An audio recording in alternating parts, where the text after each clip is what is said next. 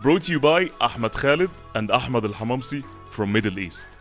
Our Global S&OP Community podcast mission is to build a global community from supply chain, marketing, trade marketing, sales and finance all over the world, where everyone's voice could be heard and listened. Every week, we host a new episode with great thought leader in the S&OP industry. We believe that one word, one story, or one conversation could open up the light in the screen of your consciousness and you'll never be the same again. We discuss hot and trending topics with our subject matter experts by asking the right questions that uncover their valuable experience in our show. You can visit our website ahmedkhaled.co.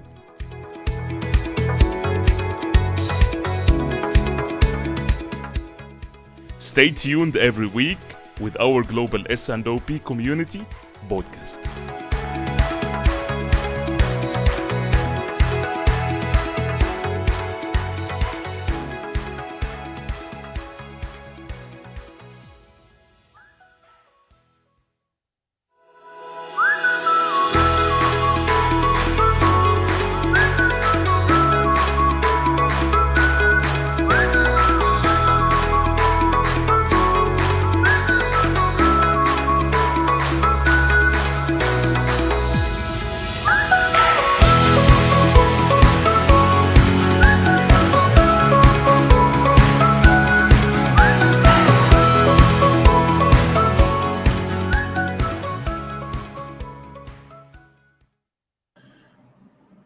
Hey, good morning, good Hello. afternoon, and good evening to all those beautiful people who are listening and watching us right now. Welcome again to our Global S&OP Community podcast and episode number 23. If it's the first time for you to tune in, my name is Ahmed Khalid, and I will be your co-host today with my amazing co-host and brother, Ahmed El Hamamsy.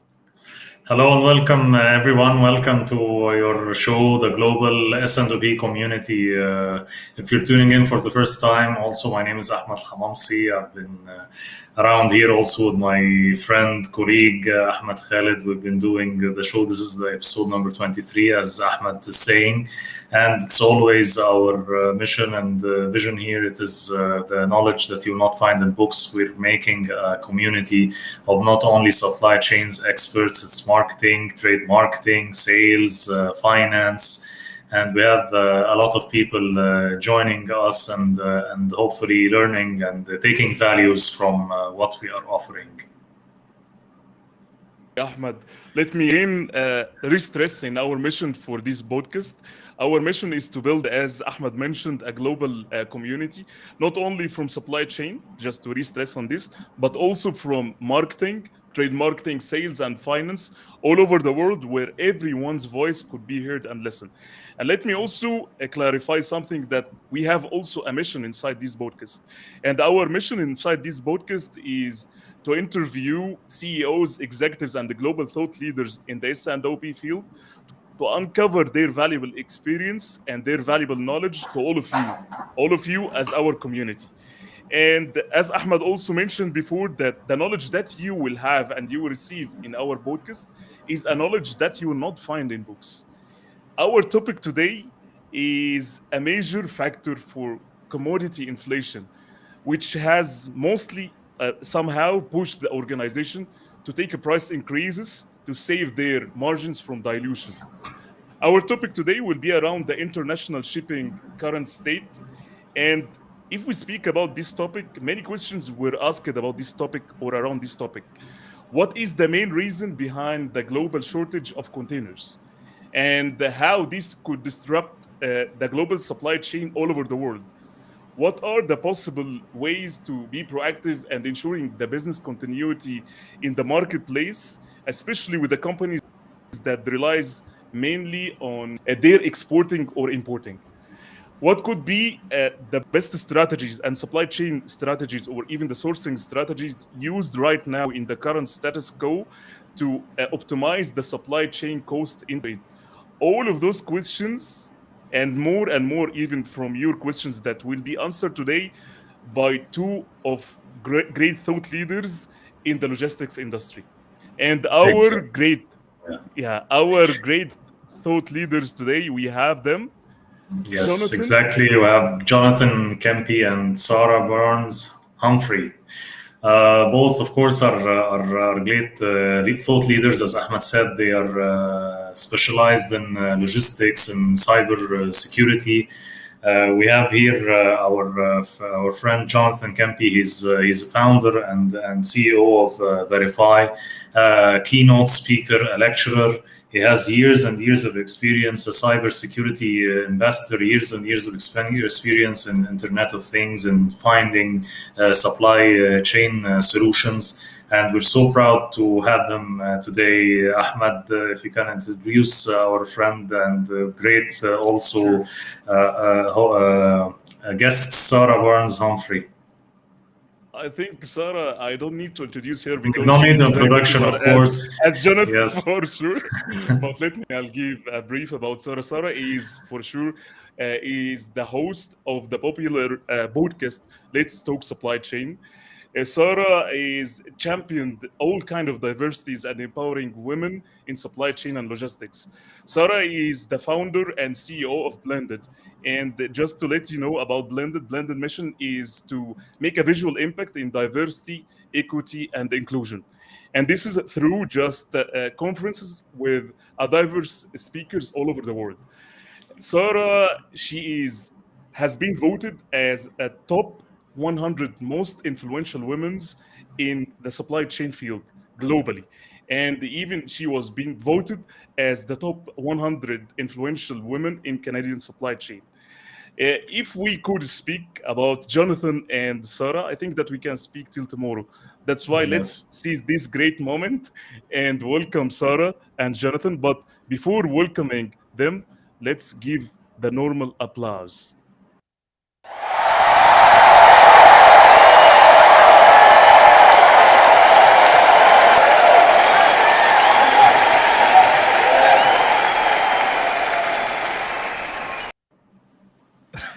Hello. That Hello, was amazing. That's I great. love that. Wow, great I to really see you needed that. guys. Yeah. Great to see you I mean guys. that's what I think the LinkedIn, audience is looking like right now. They're standing on their Yes. Stand Everybody- ovation. Great to have you Yes. both. And Yeah. as I spoke today, that we will have a great episode, especially with you guys. You are a great thought leaders in logistics industry, and we are going to learn a lot from you and from your experience. So welcome again to the show, Sarah and Jonathan. I think we should give Jonathan especially a round of applause because he's tuning in 3 o'clock in the morning. Huh? Okay, so I'll give this.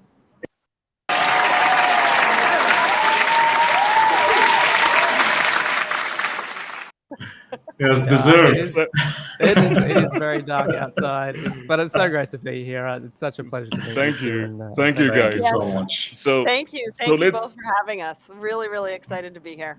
We're same thrilled to here, have you. Sarah. Thank you. Thank you. So let's start moving the wheel and come into our amazing topic today, which is what is the status or the situation that's happening in the international shipping. And the first question that we will ask you guys, and based on your experience, feel free to give us your experience.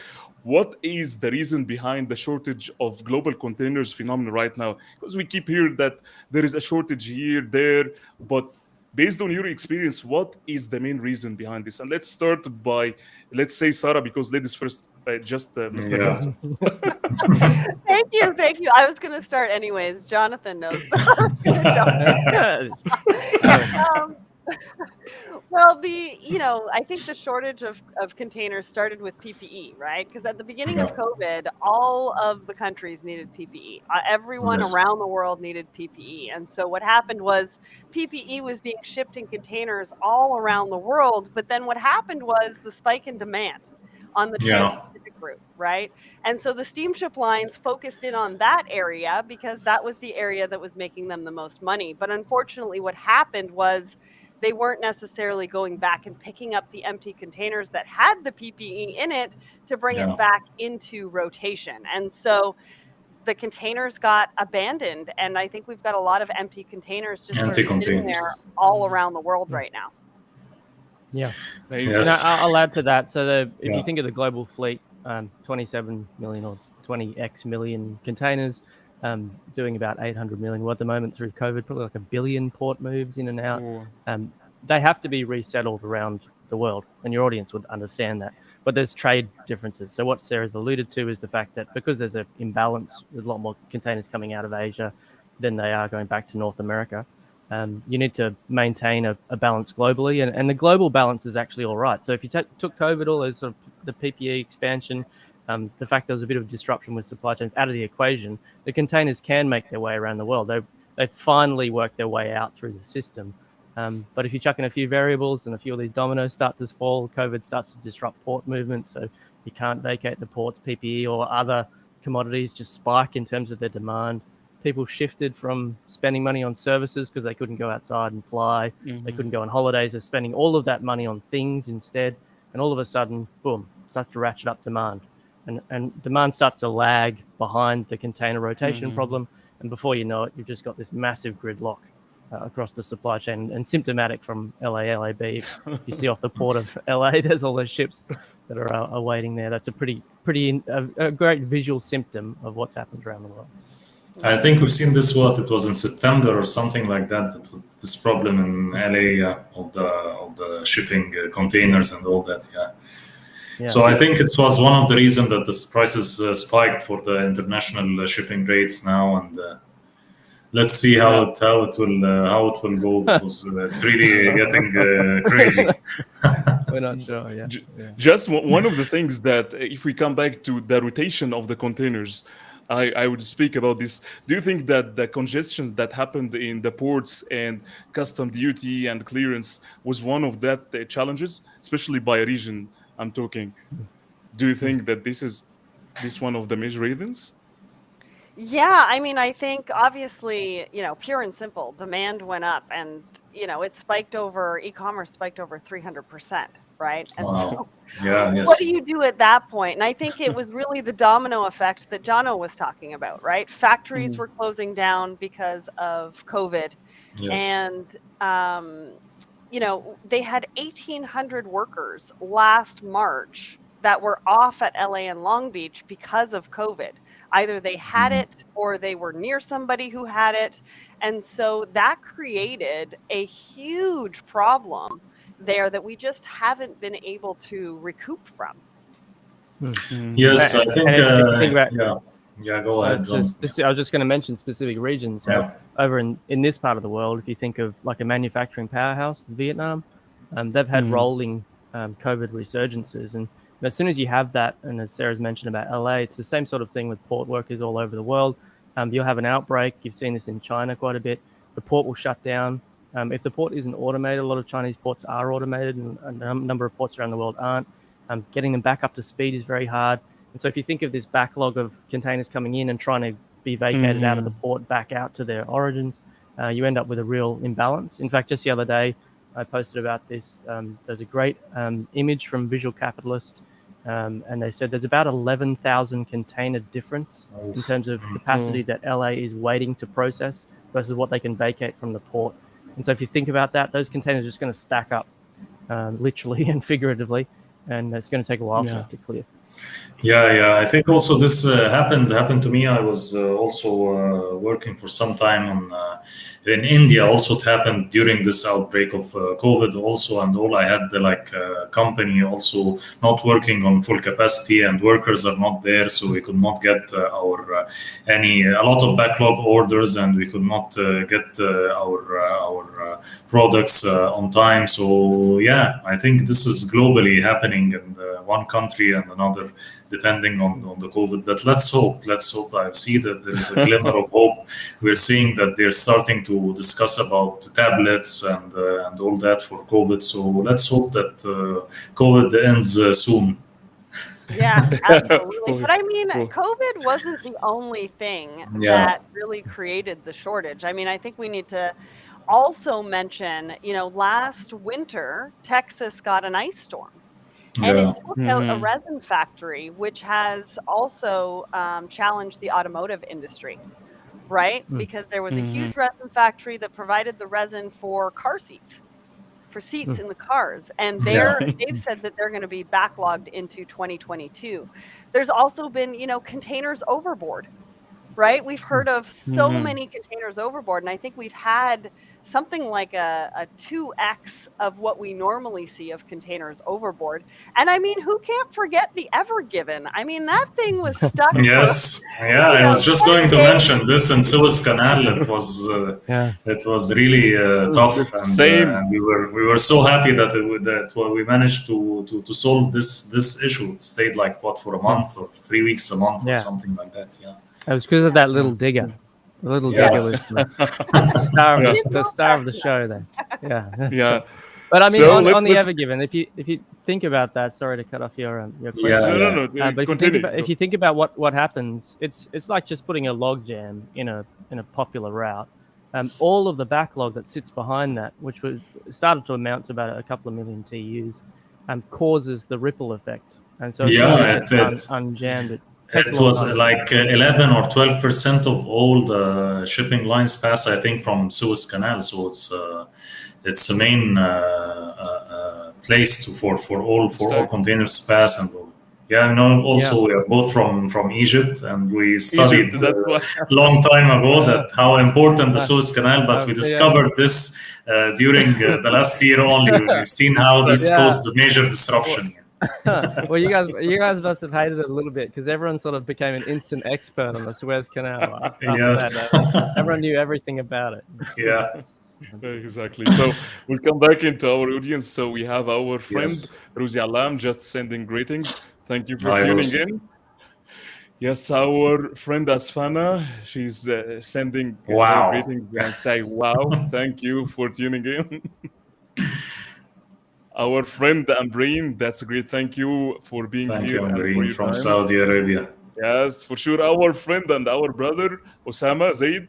Ya salam, live with Ahmed Khaled and Ahmed El Hamamsy. Thank you so much. Thank you, Osama. Thank you for joining us. Gulzar. Thank you, Gulzar. She's sending thumbs up. Thank you so much. Osama is on fire.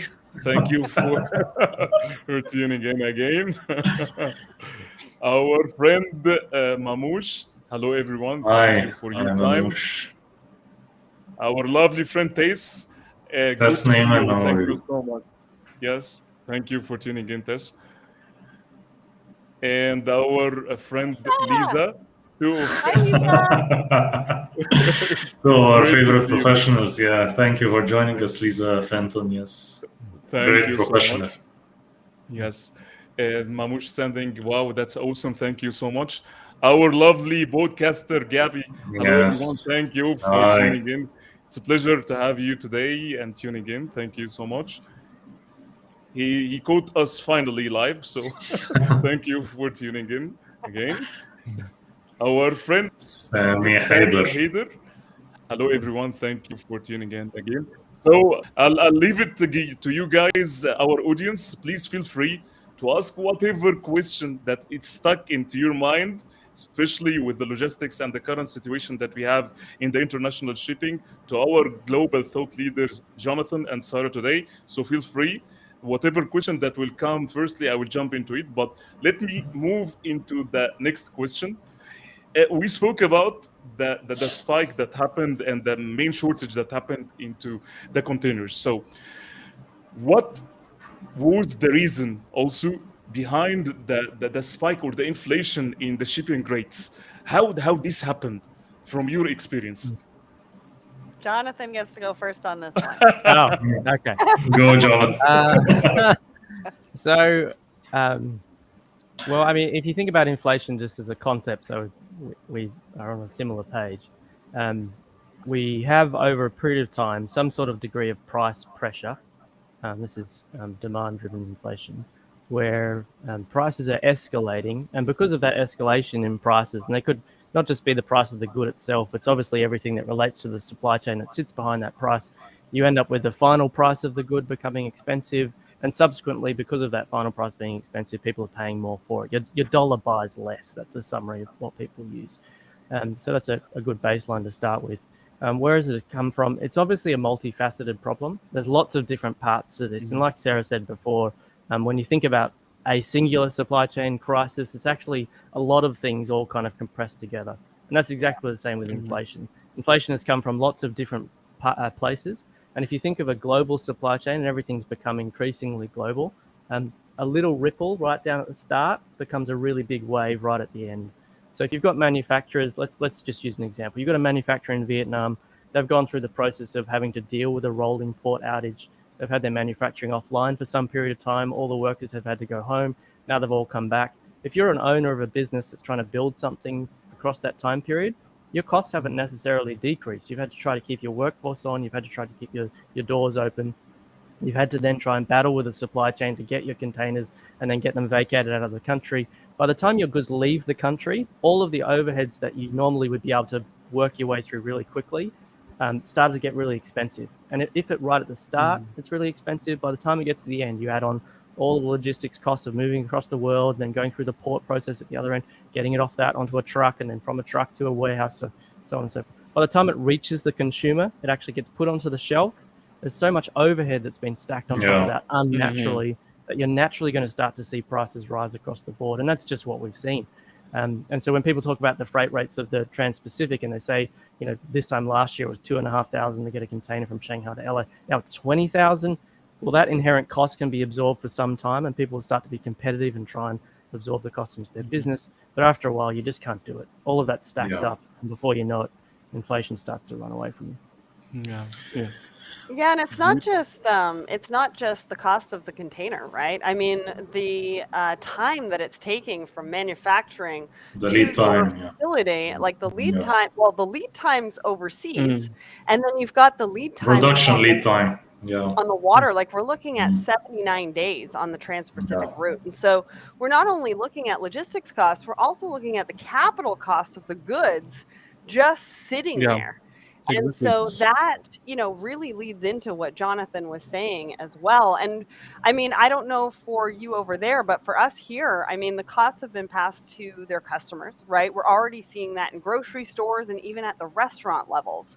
And in my opinion, I don't think we're going to go back to pre-COVID levels as far as logistics pricing. I'm hoping, obviously, that the lead times are going to go down.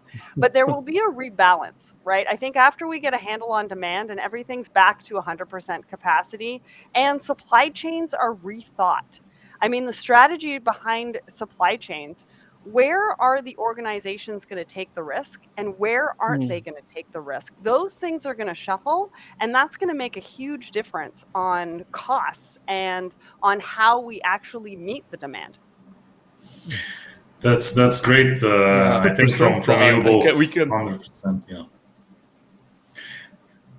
We can relate to this point, especially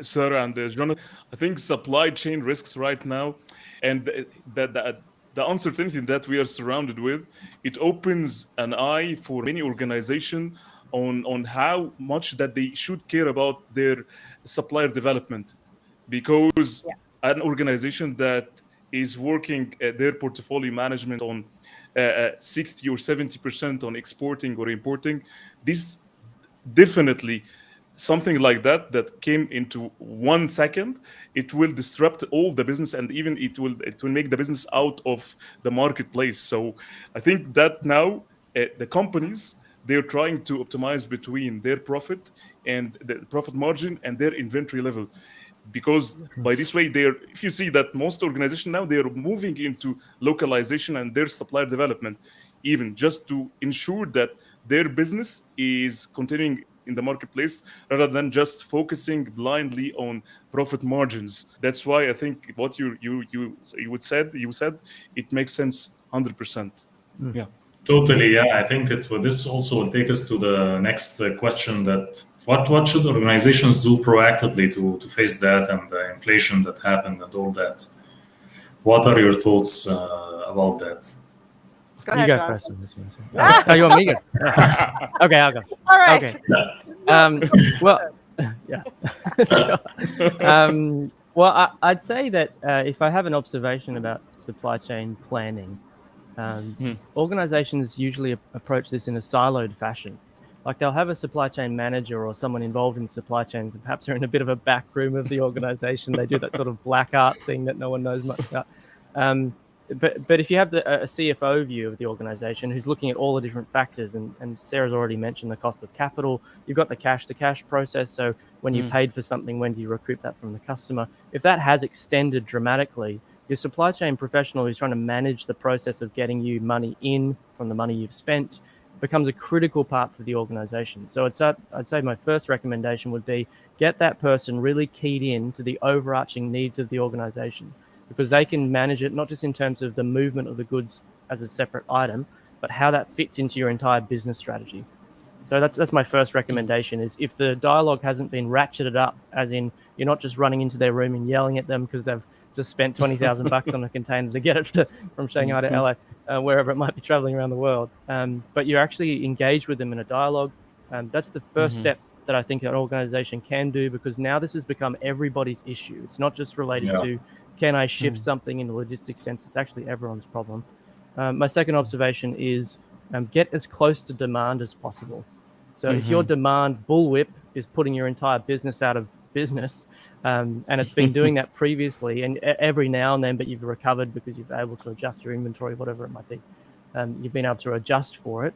Now is not the time to wait for that bullwhip to sink the entire operation. You need to try and shorten it as much as you can. You need to work out what consumers need so you can produce properly, and then you need to factor in the different time lags in between so it doesn't end up getting wildly out of control. Yeah, that's two things that I've observed. And he took the words right out of my mouth. I was going to talk about collaboration. I mean, you guys can see collaboration and communication. Yeah, that guy is an ex. So, I'm a big proponent of supply chain, getting together with marketing and customer experience and the sales department. Everybody needs to get involved to drive those savings. Right. And if one doesn't know what the other is doing, you're always going to have inflated costs because they're just not working in tandem. I think the other thing is technology. It's going to play a huge role in savings as well. I think giving the information to the different departments for them to come together and collaborate on data is going to be huge. I mean, I have an upcoming episode about data and how they provide information to their customers to internally and externally improve processes, and that just saves money just naturally. And that's just on the last mile. I mean, there's so many moving parts in supply chain that you can take a look at and figure out where the risks are, what you want to spend time on as far as risks are concerned, and how much are those risks going to cost you. Right. I think the other thing to think about, like Jonathan said, is getting closer to demand. We've talked a lot about, or I've heard a lot about micro warehousing. So putting your best sellers, using the data and putting your best sellers closer to the customers that are buying that product. Right. We featured an article in our live show a couple of weeks ago about vertical farming in the food industry. So they're looking at actually creating produce closer to the grocery stores. And so not only do you have a smaller lead time, you're also saving on carbon footprint, and you're adding to your sustainability strategy. And I think what we've seen in COVID, I mean, everybody is waiting for something, right? Either your product isn't on the shelf right now, or you're waiting for furniture or appliances that are taking up to 6 months at the moment. So pre-COVID, the Amazon effect was like, give me my product now. Well, everybody's also kind of used to waiting at the moment. And so you want to take advantage of that too. And you want to build that into your sustainable strategy, because consumers are now not only looking at how fast can I get my product, but what is that company thinking about when it comes to sustainability and the carbon footprint behind that delivery? So I know that was a lot to unpack, but those are just a few of my suggestions, along with what Jonathan was saying, to really take a look at your costs and your processes and incorporate that data that is actually, more valuable than gold right now. Oil, not gold. Oil. Oh my. Yeah, that's great. Incredible, Ahmed. I So, think they deserve thank you, first. They guys. deserve a round of applause. I think for this beautiful answer. Oh.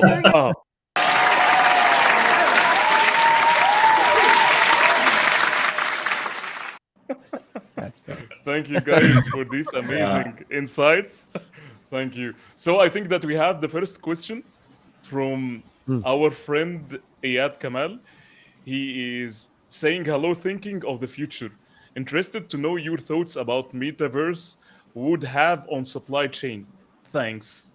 What's your thoughts, guys? I know it's in the future, but... Yeah, go ahead, Jonathan. Yeah, I'll have a crack at that one. So just the Metaverse, as people know, is the collaboration which has been spearheaded by Facebook, but has been hinted at by a bunch of different organizations. Yeah, it's an interesting thing to think about, and I think COVID has highlighted this more than anything else, especially in supply chain. Supply chains are inherently physical. There's things that need to move from A to B, and they get put in big metal boxes on boats or on trucks or trains, and they get flown as well. And so if you spend time in a virtual world, which is what the Metaverse is proposing, there's certain advantages you can get from that because you can do hyper simulations of things in the real world. But eventually, someone needs to step out of that virtual world and go and do something in the supply chain to fix it. So I'd say there's pros and cons to it, and I would encourage people not to get too carried away with it, because much like artificial intelligence and all of the hula hoop trends that came beforehand, there's been quite a few trends that have come and gone. But I would say it will give us distinct advantages with how to visualize certain parts of, say, the supply chain or the logistics or procurement processes that we're familiar with. But eventually people will need to step outside and solve those problems. So don't get too stuck in the virtual. You need to get outside and actually solve real problems. I say that as a technologist as well. I love technology, but at some point you got to draw the line. Yeah, and I think it'll open up, opportunities from a VR and an AR standpoint. I mean, like Jonathan said, you have to take it. You can't just follow the shiny bright object just to follow the shiny bright object. It has to do something for your organization. And I think there's a lot of tools that we're talking about with VR and AR and simulation. Simulation is huge to cost savings. Yes. Right? Because you can actually see, sending one box to this particular customer or sending 10 boxes 3 days later, what the difference is and what that looks like to your bottom line and how you fit into their processes, right? They might not need that one box. They might need the 10 3 days later. And so communication, when we're talking about these tools, is going to be huge. We've got to bring everybody together from the supply chain to talk about internal and external processes, how we're partnering, how we're working together. And that's going to be the real benefit, because then you can take a look at what tools you need internally and externally. I think we don't need only supply chain, finance, and all departments. It's like the S&OP that we're talking about, and we need collaboration and communication between everyone on the scenario planning and all that. Like you're saying, the simulation is very important. I think during this time, people started to understand how important it is to do the different scenarios, because before I know, and I did that, we used to when we talk about scenario planning, they say, no, let's talk about the coming month, the coming 3 months maximum. Don't tell me about the next year. Don't tell me about what scenarios I'm going to do if this happens. If a crisis happened, what we're going to do. Crises don't happen, and suddenly we were hit by this COVID, and people were not prepared. So I think people now will be more focused when it comes to this kind of crisis and scenario planning. So I totally agree with you, both Jonathan and Sarah. 100%. And just if we come back again to our podcast, it's Global S&OP. So coming back, I think that most students, they got, betrayed because they think that technology will be able to solve their problems, and artificial intelligence will be able to solve their problems. Machine learning will be able to solve their problems. But when it comes to reality, the real reality, you will find that most challenges, it's because of people. And if we fix the challenges inside the organization, because misconflicts and the flow of communication, the speed of communication inside it, and the real-time data, how people they are not working in silos, how they are very open to say the truth to each other, and just to face the reality, not just to put everything inside some reports, fancy reports. And when it comes to reality, you will find the reality, it's not making sense like what we have or what we forecasted. So artificial intelligence or metaverse or whatever good things in the future, it will be good, yes, but let's fix the fundamentals, which is we are human. 80% or 90% from our challenges because of the way if we communicate, or the communication that we have it on a daily basis. So if we fix this, I think that our business will be able to move, because I'm telling you from experience, I see many local companies, they are very good to an extent that they are even hit their margins better than what they expect. Why? Because their people are connected together. In the other side, I see many multinational companies, they are relying too much on the process, they're relying too much in the technology, but they're not relying on their people.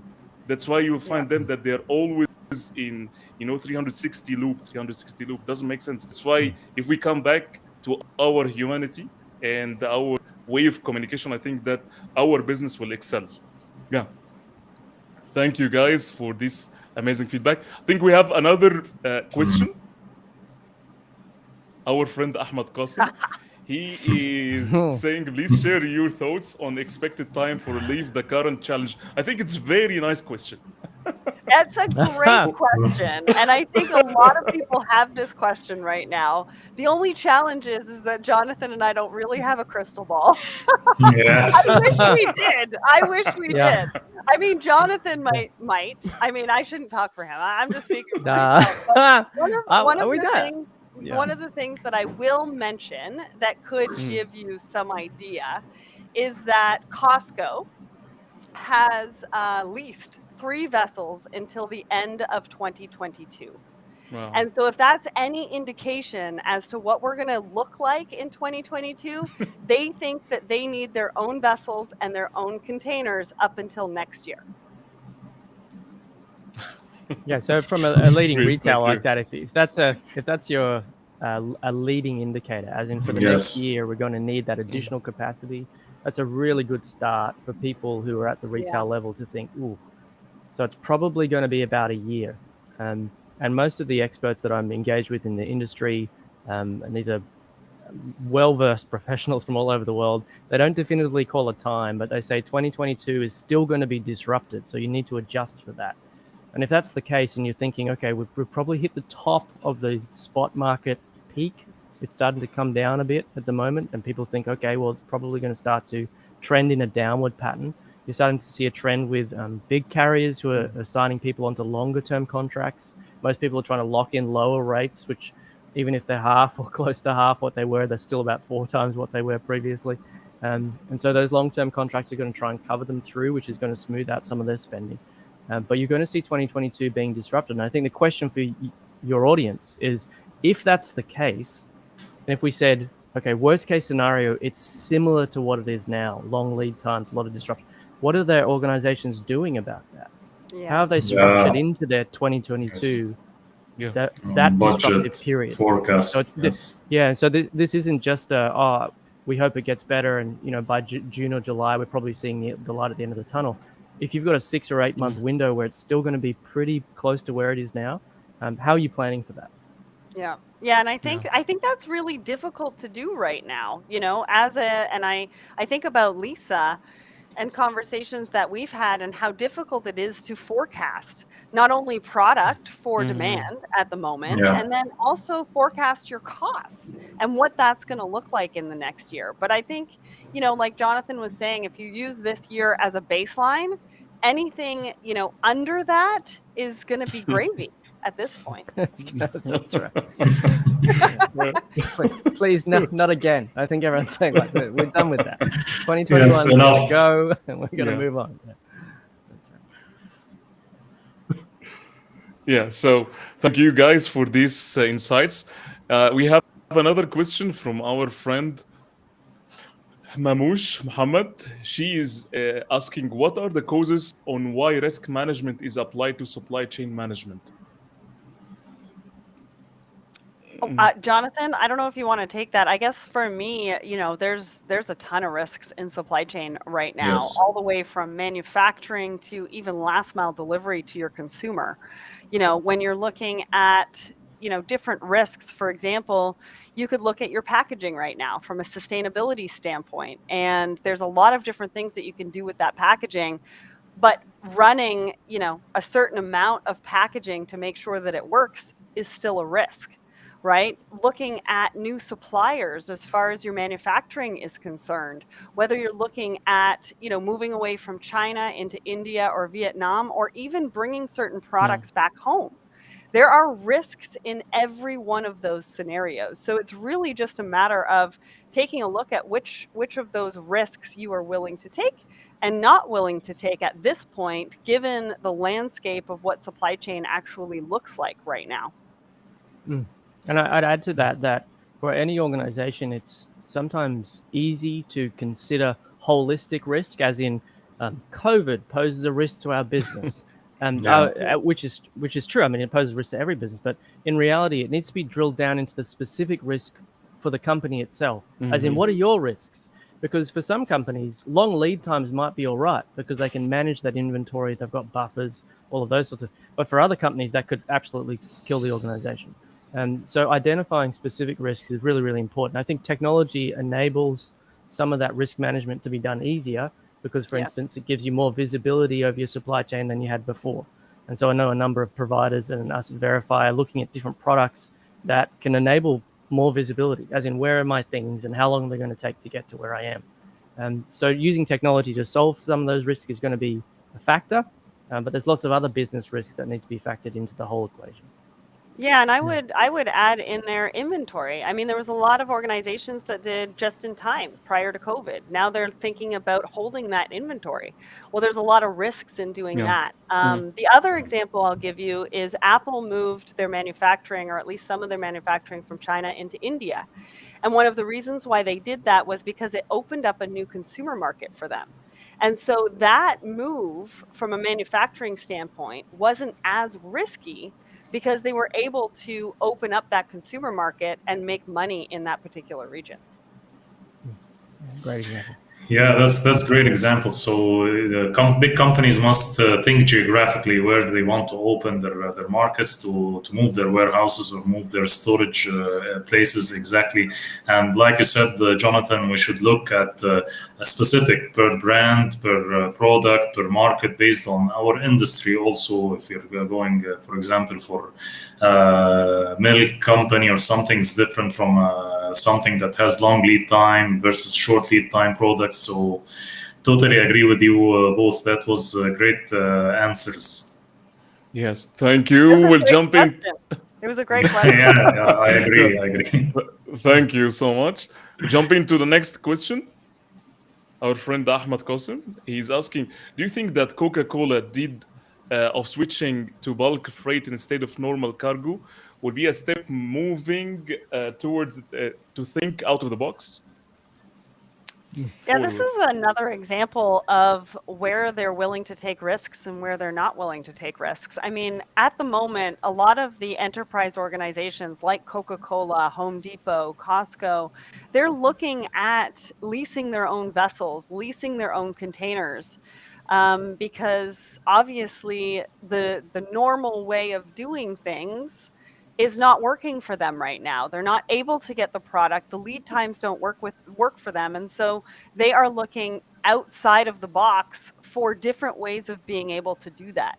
And so if that means that they are shipping in bulk and then bottling closer to home, there's a lot of advantages to that. There might also be a lot of disadvantages to that as well, depending on cost, right? The labor costs might be higher, or there might be a labor shortage here, or maybe they have people that they are reskilling to move into that portion of the business. Maybe they already had that side of the business. It just needs to grow at this point because they are going to move it in bulk and they are going to have to bottle, potentially in North America versus the Far East.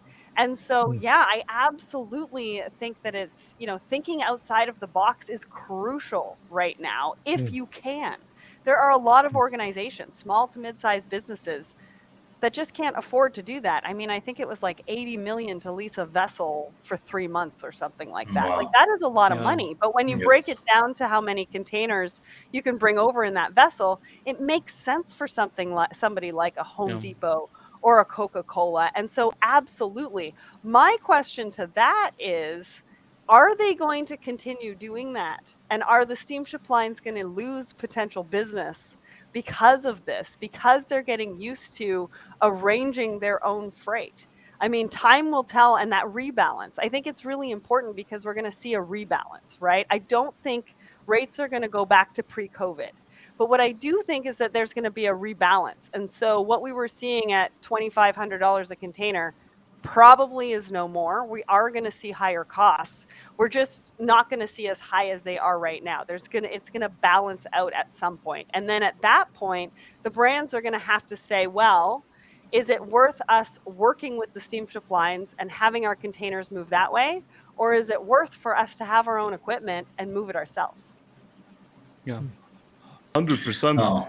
100%, because if I speak any movement in the supply chain, whether it's bulky, whether it's not bulky, it will trigger something. If I'm talking about the bulk, in the other side, your inventory will be high, right? What about your product shelf lifetime? What about the product life cycle time, how it looks like? So these kind of acts, I think it depends on the business strategy itself. And as we spoke before about the risk management, sometimes again we shift our sourcing strategy or supply chain strategy because we see that there is a risk. We learned from our mistakes in the past, so we have to move this from here to there. And in the opposite side, for sure, there will be trade-offs in terms of our inventory. It will cost us this kind of cost in the other side. That's why, again, it's all about the leadership. It's all about how people they think and how people they see the future, just to make sure that their business continuity is along the way, not just one time we had the same mistake and we're out of the market. That's why I think it makes sense. 100%. Yeah. Yeah. So true. And So- as you ship those things as well, there's different metrics that need to be applied for, say, spoilage. So moving in bulk might have a high percentage of spoilage per ton or kilo. Yeah. Or it could be more dangerous. So we saw great examples of that where an electric bike importer into America who just released a new product put their containers on the deck of a bulk cement carrier. Now you can do that, but if they fall off, your insurer probably is not going to be able to answer your questions. Probably won't take your phone call. So there's a few things to balance in terms of risks. But what I'd encourage, and I think this is great, is that out-of-the-box thinking is pure free market economics at work. People feel this pressure, they feel frustration, then they feel rising costs, and they have to react creatively. And so every time I read one of those things, it kind of warms my heart a little bit, because I think, people are really trying to work their way through the system to try and get whatever they can to where they need to, because they're really keen to serve their customers. And I think it's a great reflection of how people are resilient during these sorts of times. Yeah. Yeah. Thank you, Jonathan. Thank you, Sarah. We have another question from our friend Ines. She's asking, do you think that the new virus discovered in China would affect the supply chain? What are your recommendations to anticipate this crisis? Jonathan, all you. Sure. Well, COVID has become everyone's virus, I'd say. It doesn't really discriminate anymore, which is unfortunate. I'd say there's one key part to the conversation which has been championed by a lot of different people, and I could call them out. There's quite a few people across the world doing this. But if you've got a critical linchpin inside your supply chain that does something that the supply chain necessarily needs, you really want to protect that. So if a company has a choke point, a weak point, something they really need to work, otherwise the operation will fall apart, you'd probably think conceptually, most people would think, well, I really want to strengthen that so it doesn't fail.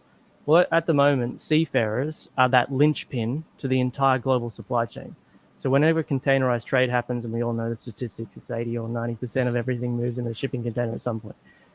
The seafarers on the vessels make the vessels work and make the containers move. So things that we can all do is champion the cause of those critical linchpins, which includes things like allowing them easy access to vaccines and giving them rotational capacity offshore when the ships land, giving them green lane corridors. There's a whole bunch of different things that we can do. And that's just one example of how the global supply chain can react positively to give a distinct benefit to a group of people whose voice is generally unheard. The same goes for factory workers in different parts of the different countries that are affected by this sort of thing. There's a lot of marginalized and minority groups that don't have much of a voice. And I would hope if we could react positively as a global community, it would be to highlight what those people are going through and how critical they've become to all of our understanding. If you think 18 months ago, no one was talking about supply. Oh, a few people were, but the supply chain wasn't on the front page of CNN. And people weren't talking about these issues at the same volume that they are. And if you guys have been to any Zoom parties or even real parties, but when you go there, people are starting to talk, oh, what happened with the Evergiven? A big boat was stuck in the canal. And when those things come to public consciousness, we want to rise behind that and say, well, what our duty is to make sure that structurally those problems which have haunted us for a long period of time are actually fixed. And so I just wanted to call that one out. We're pretty passionate about supporting that in the Let's Talk Supply Chain family.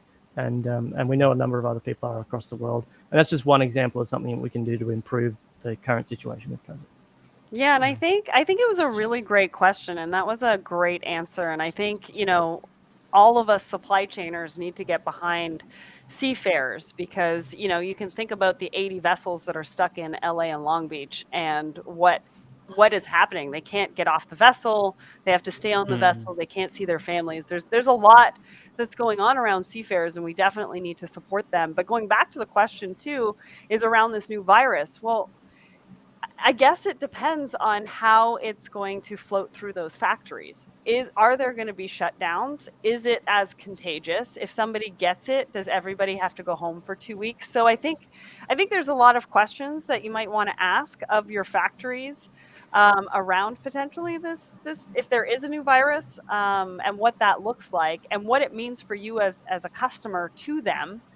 And then plan accordingly. So do you want to keep all of your eggs in one basket there, or do you want to then diversify your supplier base? And maybe this is one way to take some action. Exactly. I think opening the COVID opened this idea of diversifying the suppliers and taking from either not depending only on China, going to India, going to Japan, going to other countries for supply. And let's see, as you said, we don't know about this new virus. I hope it's something not serious again. We don't need another COVID. So I hope it passes by smoothly. Right? Yeah. Yes, exactly. Can it get any worse? Not 19. Can it get any worse? Yeah. Thank you. So we'll jump into the next question. I think this question we have covered it, but let's recap it quickly. Our friend Mohammed Awais, he is saying that is the current unavailability of containers also a reason for global commodity price hike? I think. I think that. Definitely, yes. It's one of the factors, right? There's multiple factors that are going into obviously the container pricing, including demand being the biggest driver, but as well, the empty containers that are being left worldwide from PPE and not being brought back into rotation, that definitely has something to do with it because that strains capacity.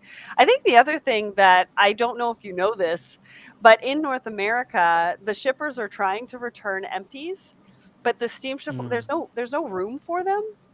And so the carriers really aren't taking the empties back, and then they're charging shippers for the detention and demurrage on those containers. So that part of the equation for logistics and supply chain is really a bigger driver than maybe most people think it is. Jonathan? I just add in there a competitive note.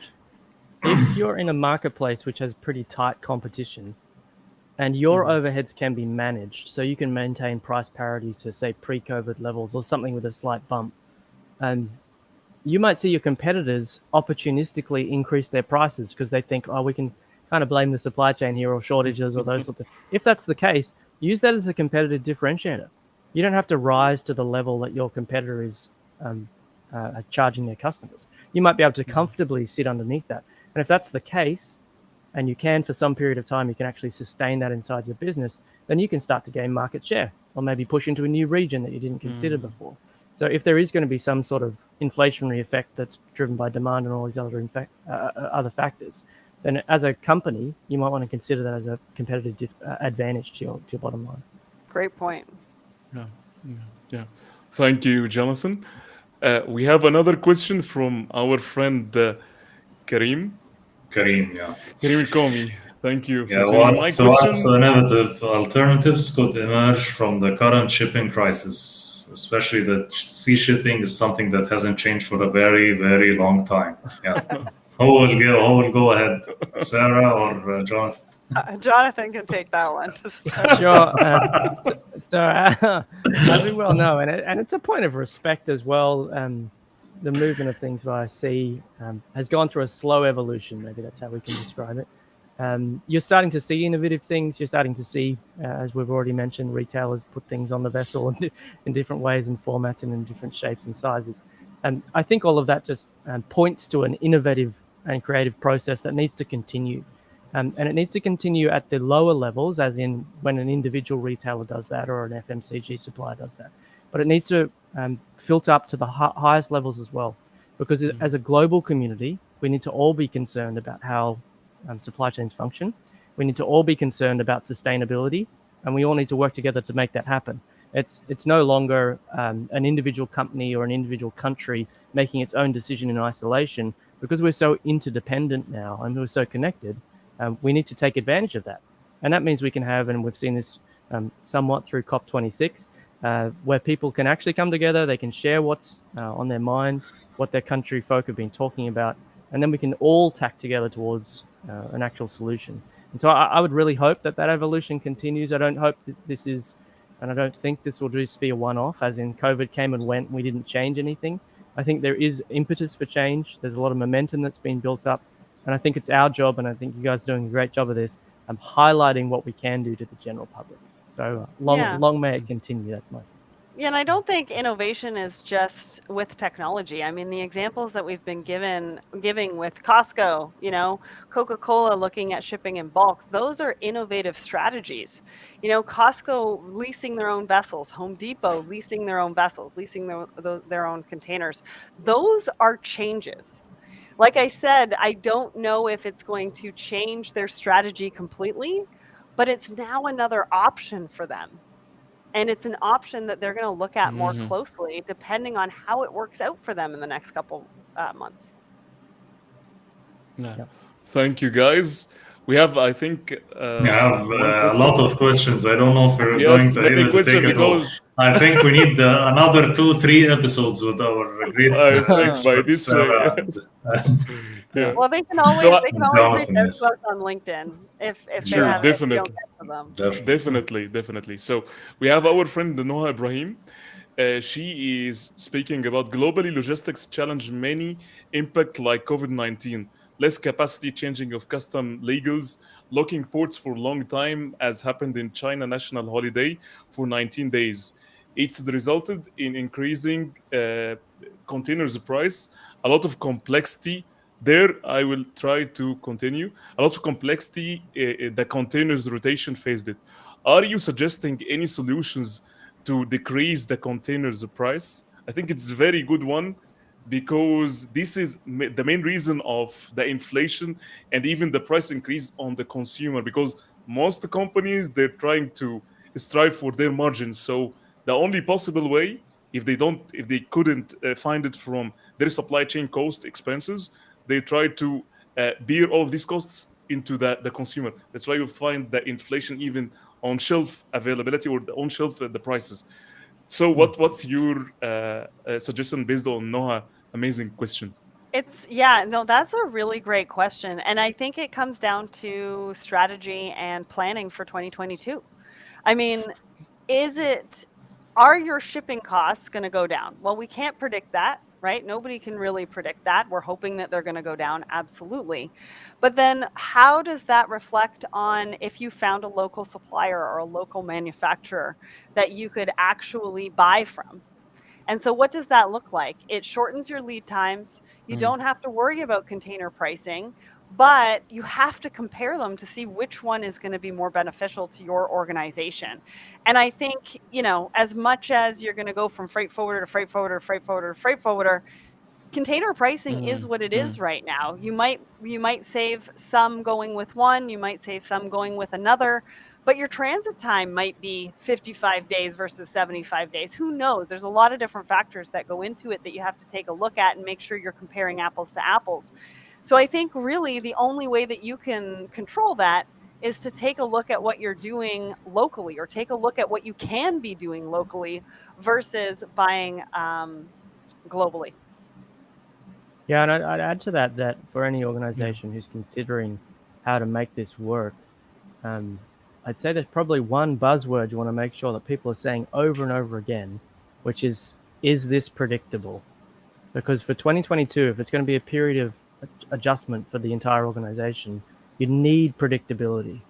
As in, it might be better for us as an organization to stomach going to a big steamship line or through a freight forwarder and to say, well, we're going to get our containers for 10 grand on that route, which is much more than we'd normally pay. And we really don't like that, but it's definitely cheaper than the current spot rate. And we're going to lock that in for a year because our organization has a tolerance for that.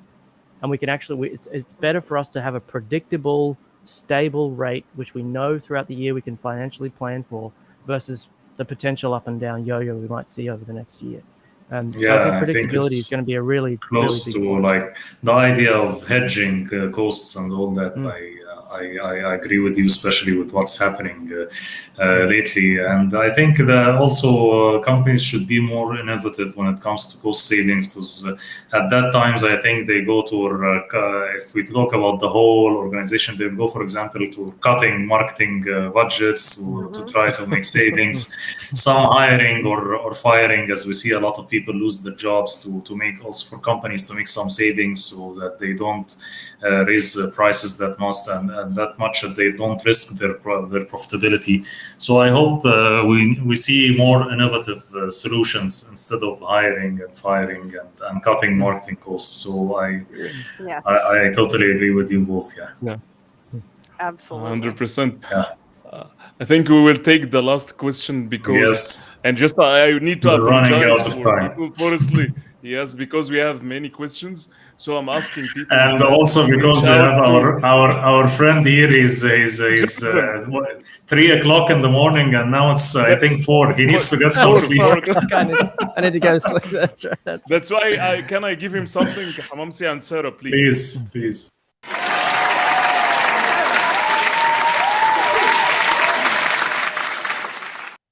Well, listen, I was going to ask you to play that for both of you because I think, you've got an amazing audience who have come armed with amazing questions. And this has been just a really, really fun time. And so I think you both deserve the applause. The only thing is I don't have the button to do it.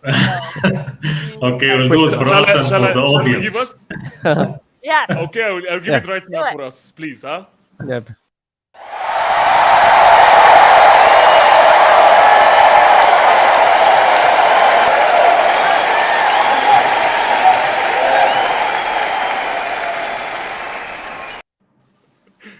What I love about that clip, and people will see it if they're watching in the video, is that guy who comes in late right at the front. Yes. He's like, oh, everyone's what's happening?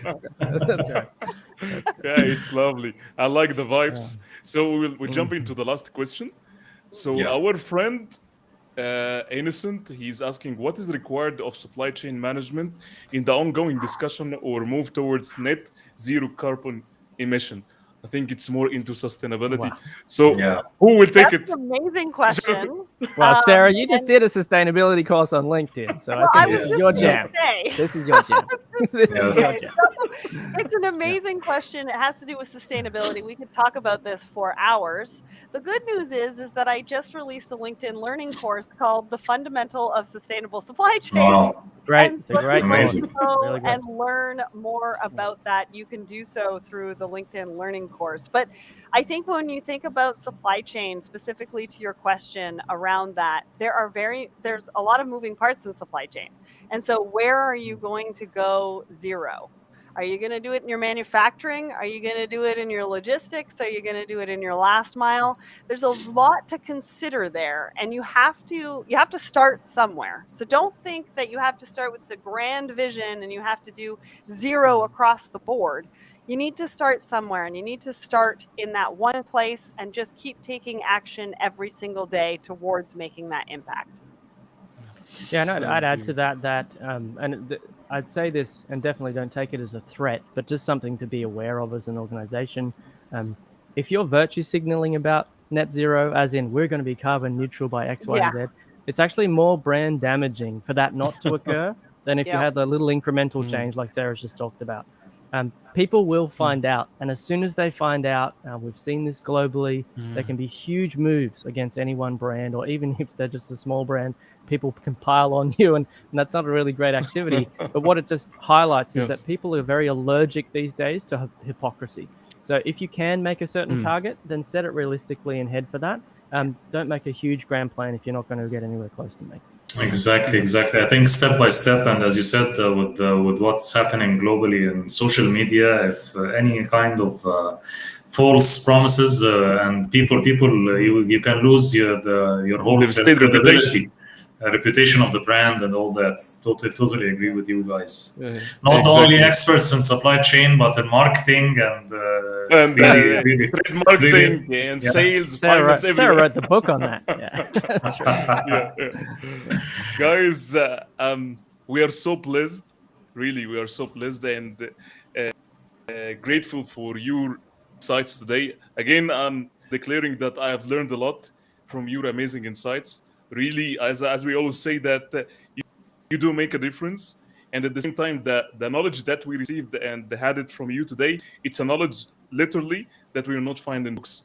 Pleasure to have you today. And again, thank you so much for accepting our humble invitation. You added a lot of values to our audience and to us. And special also thanks for Jonathan. I know that you, after closing this, you will be able to sleep, I know. I'm going to bed. but really, thank you so much. But before we close, please, I want to highlight something for our audience, and I keep it loudly, in a loud voice. I want everyone who is listening to us or watching us right now to follow Let's Talk Supply Chain, because for me, really, every day when I drive by my car, I listen to this amazing podcast. So can I ask you, please, Sarah or Jonathan, if you can leave the podcast link in the streaming here so people, they can follow you in your amazing podcast in Apple or wherever. Thank you so much again. And to add also, thank you to all the fans who joined us today. And the questions were really great. And if we couldn't take some questions, we will try definitely to answer the other questions, or we hope that we get our guests again with us again, Sarah and Jonathan. As Ahmed said, for me, Let's Talk Supply Chain, I've been a fan for years for it, and I'm really think people also should follow Let's Talk Supply Chain. And thank you so much, guys. Thank you, Jonathan, for staying up so late. Thank you, Sarah, of course, for your time. Thank you for all our audience. Thank you for having us, and also our pleasure. Supply Chain Asia Pack as well. Yes, exactly. Please, that's right. Please. And in an agreeable time zone. Thanks, guys. Thank you. Have a great day. Thank you. Have a great day.